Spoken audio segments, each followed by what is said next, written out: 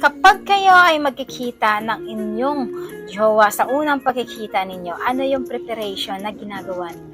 Siyempre normal, magpapaganda, magpapagwapo, nananalamin. Kasi tinitingnan ninyo kung ano yung mga mali sa mukha ninyo. At siyempre ang kasunod niyan mga kasawi, ay ang inyong mga katawan ay hinahanda nyo na. Pati yung inyong pananamit ay hinahanda nyo na.